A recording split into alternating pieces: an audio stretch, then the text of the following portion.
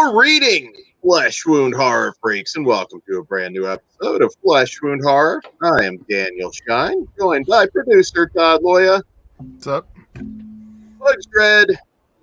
Namaste. And Mike Kruger. What's up, you sick motherfuckers?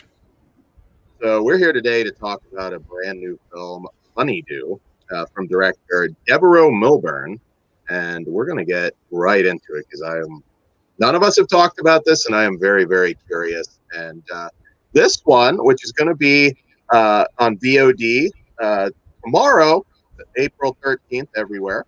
And this follows a young couple is forced to seek shelter in the home of an aging farmer and her peculiar son when they suddenly begin having strange cravings and hallucinations, taking them down a rabbit hole of the bizarre. All right, Honeydew. Okay. Super curious on this one. I'll go first because I'm just predicting. I could be wrong, but I think I might be the only one with something nice to say. I could be wrong. That's just my personal prediction. So this can best be described as kind of a mashup of David Lynch, Texas Chainsaw Massacre, a little A24 stirred in there. It's very much A24, not A-list A24, though. Like this one's not going to appeal to everybody, but it is definitely different. So it might almost be a little bit too art house for people, although honestly, after the beginning, I felt like that waned a little bit. Like it does kind of get into somewhat familiar, like backwoods horror territory, but it's not a gore fest. There's not a lot in the way of kills or anything. So if you're looking for like a slasher sort of thing, it's more disturbing than anything. And I actually kind of liked it, but I do think I'm going to be in the minority on this. The beginning, I don't know, 10 or 15 minutes is all like this weird infomercial stuff for Sortico, which is like a history lesson on this these gangrene and these different consequences from this tainted wheat. And I was like, oh, wow, is this going to be the whole movie? No, it does settle. This might be one you turn off early. I like the performances. Everybody was disturbing as hell once you meet the mama, Karen. And this did take me down a rabbit hole of depravity. I kind of liked it. Kruger, what did you think of Honeydew? So like I liked the soundtrack. It had like these creepy whispers or chants that were over like various tracks, and I thought that kind of added to like the creepy and disturbing tone of the movie. The main characters though were fucking really annoying.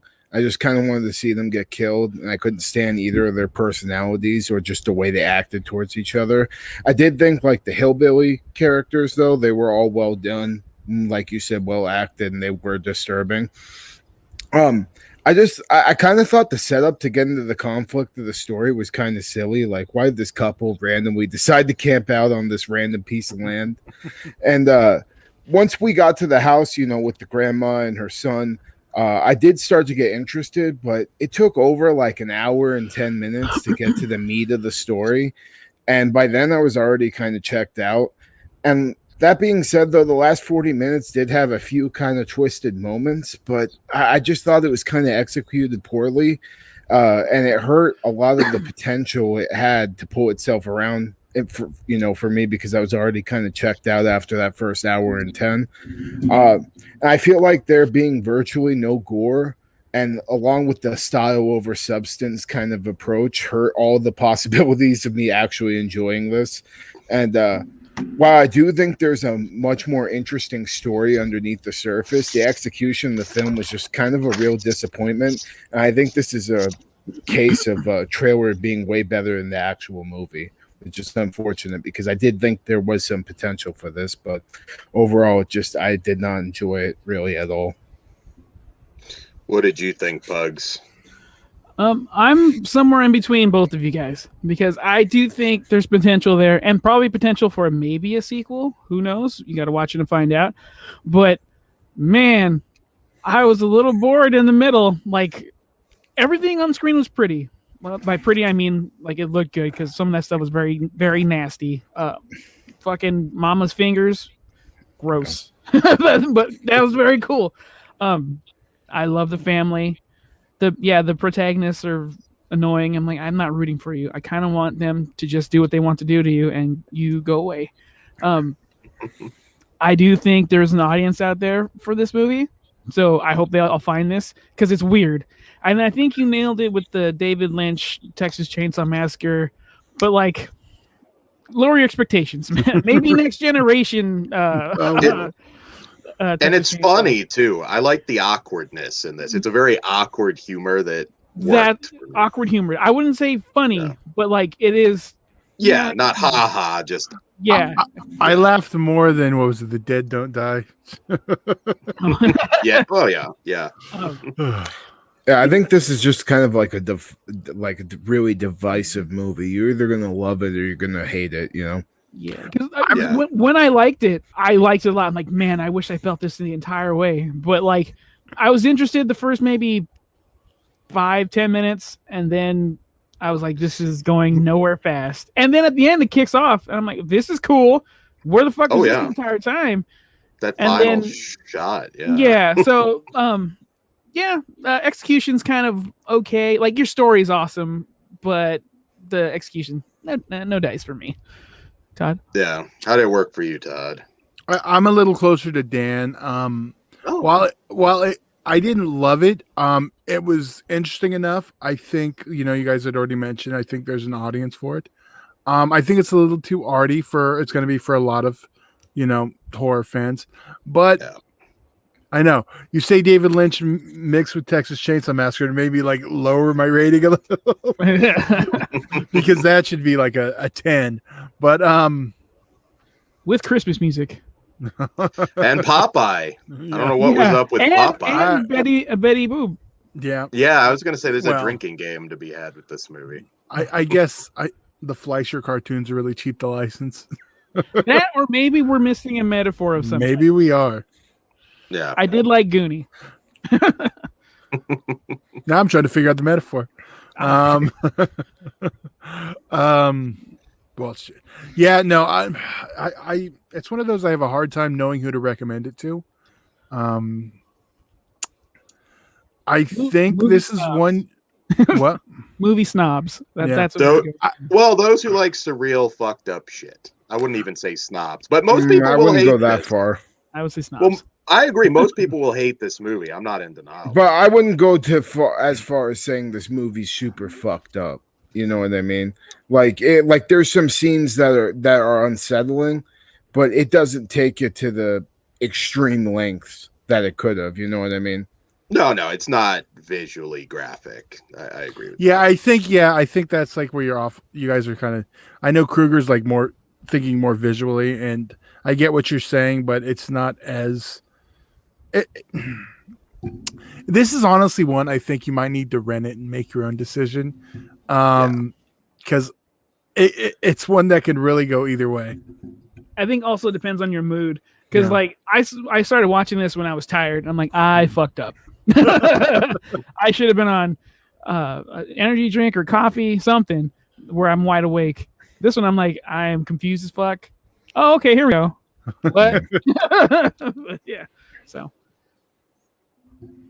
All right. Why don't we rate this bitch? Absolutely. So we rate on a scale of 0 to 5 stars. I'm not prepared to call this a classic or a must-see film, but I did like it. So I'm a 3.5. I liked it a lot. I'm actually exactly on par with you on this one, Dan. I'm a 3.5 also. Cool. Mr. Kruger? Well, I'm really low. I'm actually 0.5 out of 5. Right on. I'm a 2.5 with a. I think you should rent it, like Todd. Yeah. I mean, think it's worth watching because like there's talent here. It's not bombastic, and I kind of want that. It's a small group of people that would rewatch this over and over. Like I don't know if I feel the need to like go back and watch it again. I like the weirdness. It's a strange little movie, and I like. Oh, we also should have pointed out. I forgot Sawyer Spielberg, the son of Steven, in the lead role. Dan was excited and thought the daughter was going to be in it. Oh, took me a minute to get that. Yeah, she's in other stuff, isn't she? I believe. We know you own all those, Dan. I don't own any of them, actually. He subscribed. So. But yeah, and Lena Dunham is in this, which is like, wow, what the hell? I think she's not running out of that girl's money. So yeah, guys. So I think before we get into our plugging, first, always like, share, subscribe, and hit that notification bell on YouTube. That really helps us, guys. Molest that notification bell. Yes, pound it hard like a dirty girl. There you go. Dan ruined. Well, now we can add one more buy. So why don't we go ahead? There you go. There you go. We have our Teespring store up. Yeah, and we'll throw the address up right now, which I should have been ready for. And with more to come, but we are all very excited to have merchandise, and most importantly, shirts, and this Mother's Day special that we have going on. We don't know how long it'll be there. We're not. Anyway, just check it out. You Support may the channel. We may have a lot of limited edition stuff going up in the future that you'll need to grab quick because it won't be there forever. And if you're on our Patreon, you get the links first. So that's another reason to join. So please and thank you. Yes, you'll get early attempts at grabbing that sweet merch. So we've been pimping it so long. It feels awesome to have merch now. Makes me feel special. What else do we have? Dan. I am special indeed. And not in the way you are inferring, but I am totally. Completely. We also have fleshwindfeatures.com. Don't forget about that. Also, patreon.com/fleshwindfeatures, where it all starts at just $1, and we have early, exclusive, uncensored content that you will want to check out. Fleshwound Raw. All right. Well, on that note, Pugs. With that being said, once again, please check out our merchandise, Patreon, and follow us across all the social media bullshits. And with that, let's get the hell out of here, gentlemen. Dan? Guten Tag. Heil shine. Stay sick, motherfuckers. All right. Don't miss your short bus, Dan. I'll see you in Disneyland.